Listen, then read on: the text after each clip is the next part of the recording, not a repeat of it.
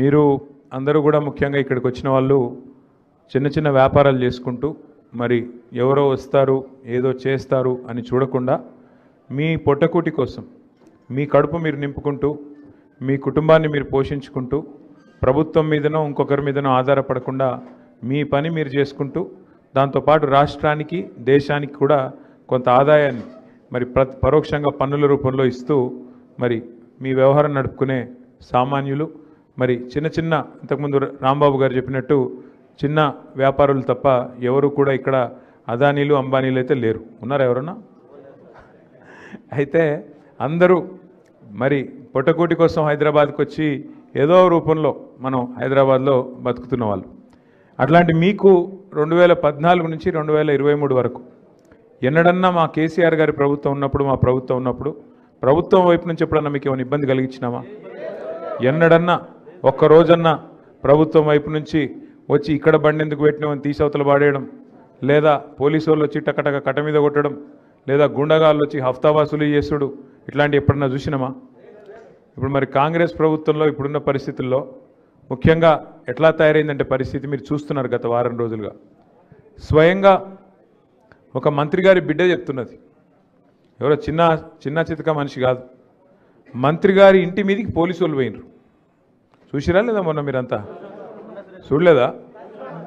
చూడని వాళ్ళ కోసం చెప్తున్నా, చూసిన వాళ్ళు సంతోషం, చూడని వాళ్ళకి చెప్తున్నా.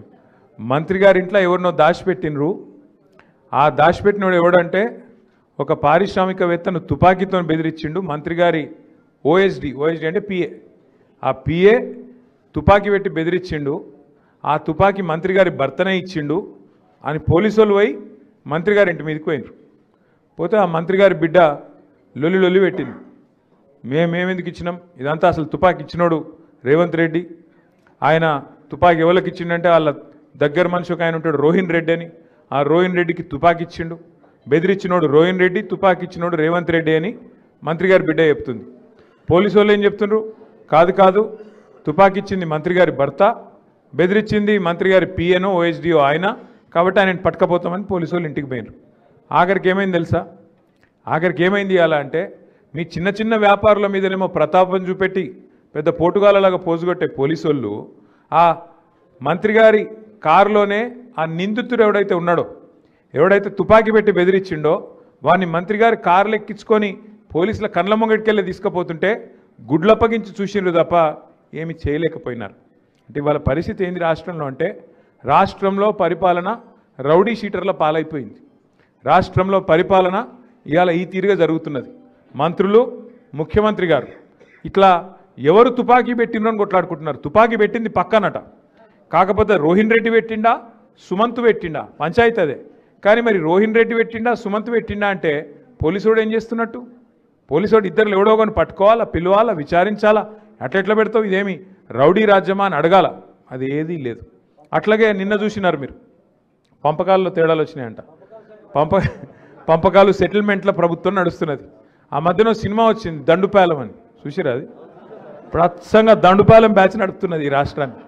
క్యాబినెట్ మీటింగ్ అంటే క్యాబినెట్ మీటింగ్ లెక్కలేదు, అది అలీబాబా అరడజన్ దొంగలు కలిసి మీటింగ్ పెట్టుకున్నట్టున్నది. ఆడ గంత గలీజ్ వ్యవహారం నడుస్తుంది. నీకెంత నాకెంత, ప్రజల గురించి పట్టింపు లేదు, ప్రజల ఇచ్చిన హామీల గురించి పట్టింపు లేదు, పేదవాడి బతుకు తెరువు ఏమవుతుందన్నది లేదు, హైదరాబాద్లో రియల్ ఎస్టేట్ ఏమైంది, వ్యాపారం ఏమైంది, ఏది ఎట్లా నడుస్తున్నది, ఏ ఫికర్ లేదు.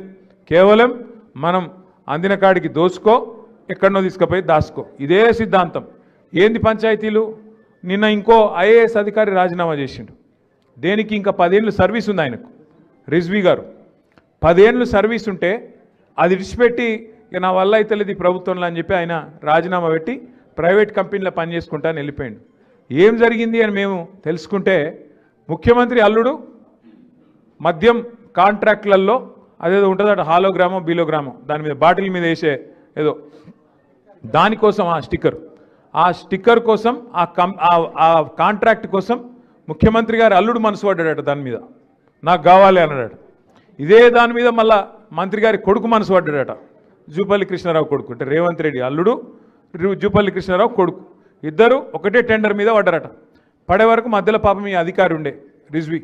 ఏం చేయాలి ఆయనను ఈయనను ఇద్దరిని ఒప్పించలేక చివరికి ఇక అతను కాదరాబాయ్ అని చెప్పి దండం పెట్టి ఉద్యోగం విడిచిపెట్టి ఆయన వెళ్ళిపోయాడు. అంటే ఏ రకమైన దౌర్జన్యాలు, ఏ స్థాయిలో వీళ్ళ దుర్మార్గాలు, ఏ స్థాయిలో అరాచకాలు జరుగుతున్నాయో దాన్ని బట్టే చెప్పొచ్చు. 2 ఏళ్ళైంది ప్రభుత్వం వచ్చి. 2 ఏళ్లలో మీరు ఒక్కసారి గుర్తు తెచ్చుకోండి. ఒక్క మాట ప్రజలకు ఇచ్చిన ఒక్కటంటే ఒక్క మాట నిలబెట్టుకున్నారా ఏదన్నా? ఏమన్నంటే ఒకటి చెప్తారు, ఫ్రీ బస్సు.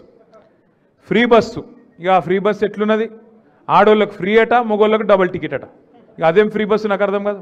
కుడి చేత్తో ఇచ్చి ఎడమ చేత్తో తీసుకుంటే అది ఫ్రీ ఎట్లయితుంది? మళ్ళీ ఇంట్లో ఉండే పిల్లలకు 25% బస్ పాస్ పెంచారు. ఇంకా 25% పెరిగినట్ట, తగ్గినట్ట, ఫ్రీ అయినట్ట కాదా ఆలోచన చేయండి.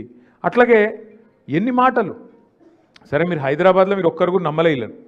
హైదరాబాద్లో, జూబ్లీ హిల్స్లో, ఎల్బీ నగర్లో ఎక్కడ కూడా మీ ఏ ఒక్కరు కూడా కాంగ్రెస్ పార్టీని నమ్మలేదు. కాబట్టే మొత్తం ఓఆర్ఆర్ లోపల ఒక్క సీటు కూడా కాంగ్రెస్కి ఇవ్వకుండా మొత్తంగా గులాబీ జెండా ఎగిరేసిందే మీరు. ఇక్కడ హైదరాబాద్లో ఏం కోరుకుంటారు ఎవరైనా? నాకు ఎమ్మెల్యే ఎవరు, ఎమ్మెల్సీ ఏం పని ఉంటుంది మనకి ఎమ్మెల్యే ఎమ్మెల్సీతో? ఇప్పుడు ఆ మాసకో పుణ్యంకో రాంగ్ హలో అంటే హలో, అంతే తప్ప ఏం పని ఉంటుంది మనకు తెల్లారలేస్తే? కానీ ఏం కోరుకుంటారు హైదరాబాద్లో ఎవరైనా? ప్రభుత్వం అనేది డెవలప్మెంట్ చేయాలి, రోడ్లు వేయాలి, మోరీలు వేయాలి, ట్రాఫిక్ చక్కగా నడవాలి, శాంతి భద్రతలు ఉండాలి, దందా నడవాలి, 4 ముద్దలు నోట్ల పోయేతందుకు, 4 ఏళ్ళు నోట్ల వేయేతందుకు కారోబార్ నడవాలి, అంటే పరిశ్రమలు రావాలి, ఐటీ రంగం పెరగాలి, రియల్ ఎస్టేట్ నడవాలి. అట్లా రూపాయి తిరుగుతుంటేనే హైదరాబాద్లో చిన్న వ్యాపారాలు నడుస్తాయి. హోటళ్ళు కానీ ఇంకా ఇతరత్ర వ్యాపారాలు కానీ అట్లయితేనే నడుస్తాయి. దాని మీద బతికేటోళ్ళు వేల లక్షల మంది. మీరు కూడా బాగుంటారు, రాష్ట్రం బాగుంటుంది, దేశం బాగుంటుంది. మీరు ఎందుకు ఓటేసారు 3 సార్లు బీఆర్ఎస్ కంటే? కేసీఆర్ ప్రభుత్వంలో ఉర్దూలో చెప్పాలంటే సుకూన్ థా. అంటే కేసీఆర్ हुकूमत में जो है एक सुकून का, एक भाईचारा, एक अमन के साथ खुशहाल एक माहौल था. అంటే మంచి వాతావరణం ఉండే. ఒక అన్నదమ్ముల లెక్క హిందూ ముస్లిం పంచాయతీ లేదు, ఏ రకమైన మీకు వేధింపులు లేవు, ఏదైనా వ్యాపారం చేసుకుంటే అడిగేటోడు లేడు, ఇక్కడ ఎట్లా అట్లెట్లా అని తిట్టేటోడు లేడు, అనవసరంగా మీ బిజినెస్లో ఏలు పెట్టేటోడు లేడు, రౌడీ షీటర్లు లేరు, ఈ రకమైన పరిస్థితి లేదు. కానీ ఈరోజు ఈ 2 ఏళ్లలో ఇచ్చిన ఒక్క మాట నిలబెట్టుకోలే, ఇచ్చిన ఒక్క హామీ నిలబెట్టుకోలే. ఇంకా ఏమన్నా మంచి చేస్తారేమో అనుకుంటే వచ్చి చెడు చేసుడు తప్ప మంచి చేసింది అయితే ఏం లేదు. ఆలోచించండి ఒక్కసారి.